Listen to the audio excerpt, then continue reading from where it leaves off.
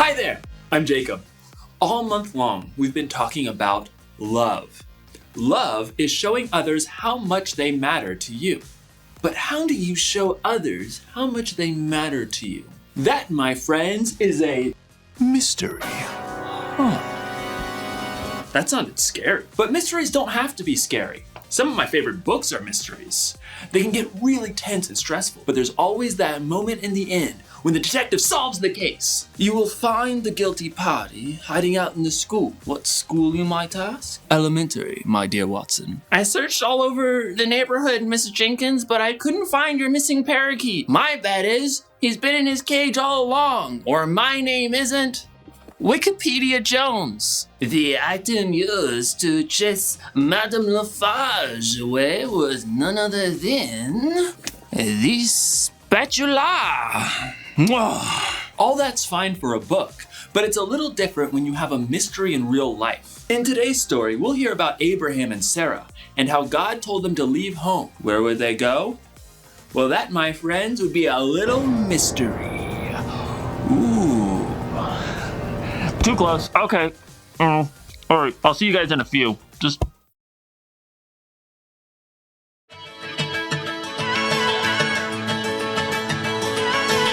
You never turn away, you never leave my side. And every time I call your name out just to find that you're already right here with me, never been alone. I can trust you with my heart, 'cause this I know. You are always faithful, you love me from the start. No matter what I'm facing, I will trust you with my heart. You are more than able to lead me through the dark. Your love is never failing, I will trust you with my heart.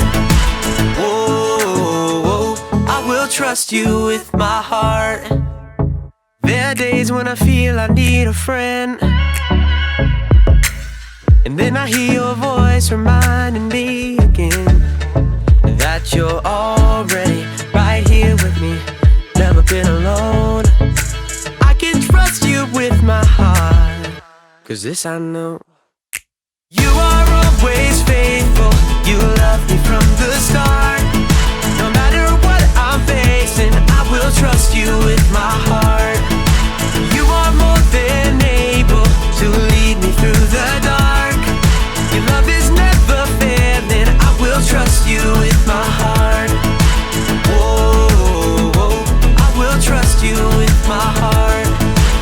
No matter what may come, no matter what I go through, God, you are never gonna fail me, I will trust you with my heart. No matter what may come, no matter what I go through, God, you are never gonna fail me, I will trust you with my heart. You are always faithful, you love me from the start.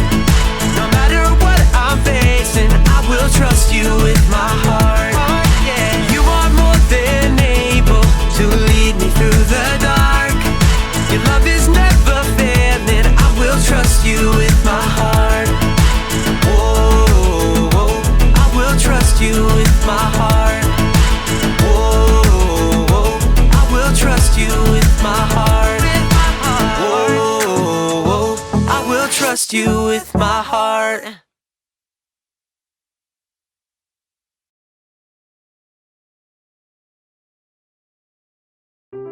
The Bible. It's 66 books of history, stories, letters, and poetry that fit together to form God's one big story. The epic adventure of how He created us and loves us so much that He made a way to rescue us. As we travel through the Bible, from Genesis to Revelation, we discover people who met God and found their lives changed forever.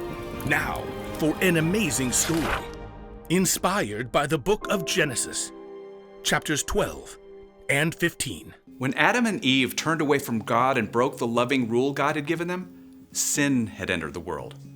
People no longer had a perfect relationship with God or each other. I wish you weren't my brother. Their family grew. Tribes and cities began to fill the earth, but almost no one followed God. People looked out for themselves instead of each other. During this time, though, one man did walk faithfully with God. Noah. Yes, God?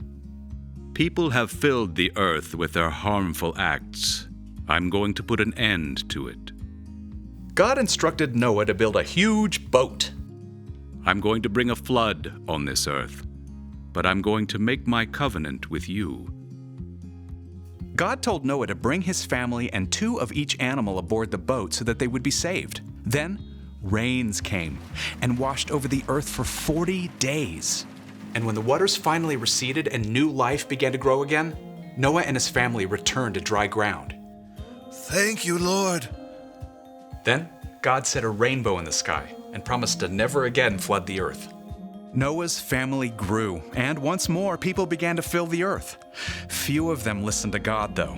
They had no room for God's love in their hearts, wishing only to put themselves first.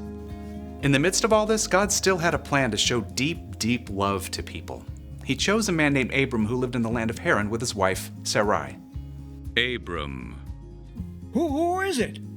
It must have been a surprise for Abram to discover that the God of the entire universe wanted to speak with him.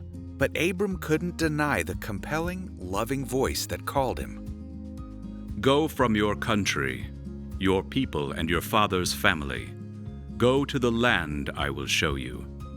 But I'm 75 years old. Why would I leave everything that I know? I will make you a great nation, and I will bless you. I will make your name great. You will be a blessing to others. All nations on earth will be blessed because of you. God wanted to tell a story through Abram's family so that people across all time could see God's love for them. But Abram must have been filled with questions. Sarai and I don't have children yet. We're old. How can we have a large family? What will we do in the new land? How will we live there? God gave no answers, except for God's presence, full of peace and love. All right, God. We'll go. Abram and Sarai, later called Abraham and Sarah, packed up all they had: chests and boxes, platters and blankets, sheep and cattle and goats. Oh, Abram, I hope you know what you've heard. God called us. I can't tell you how, but I know. His voice, it was so full of love. But me have a baby. Just look at my wrinkles. So Abraham and Sarah and their whole household set out on a very long journey. They covered almost 1,000 miles until they reached the land of Canaan. Here, this is it. Maybe so, but I'm still not sure about the baby part. The land opened up before them, wide and rolling. Abram found a tree in Moreh that branched overhead like a sheltering roof.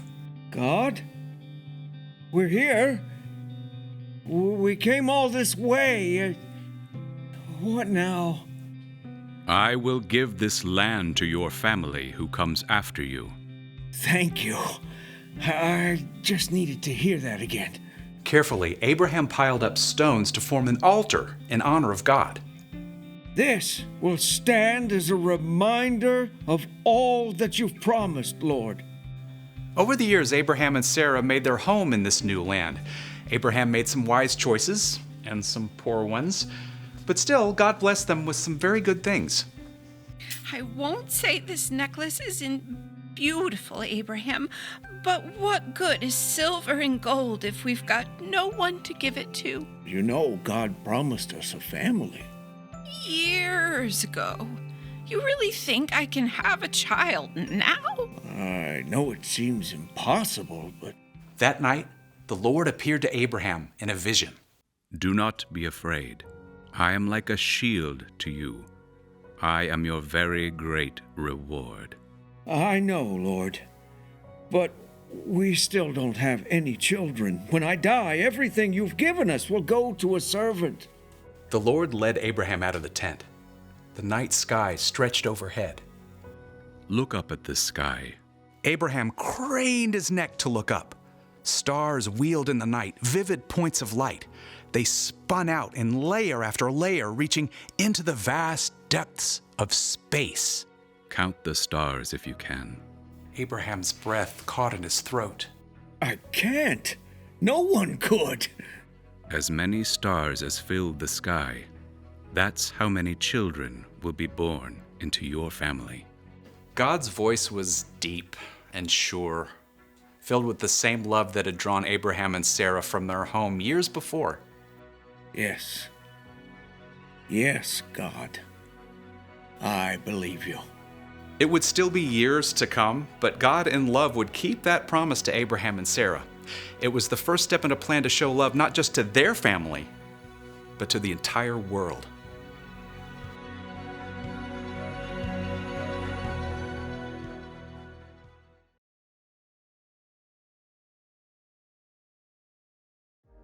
Abraham's life was full of mysteries, but he didn't let that bother him. God told Abraham to leave home, and Abraham went, even though he didn't know what God had in store. God promised Abraham the whole world would be blessed because of his family, and Abraham trusted God even though he didn't know for sure if the promise would come true. For us living today, God's promise to Abraham is no mystery. We know that it came true because thousands of years after Abraham, one of his family members was born in the town of Bethlehem. Jesus. God always had a plan to show love to the world by sending Jesus. You know what that means? It means God still has a plan to show love to the world. God has a plan to make things right. That's true no matter what's going on in your life or in the world. And you can be a part of that plan by trusting God and sharing God's love with others. You can help solve the case.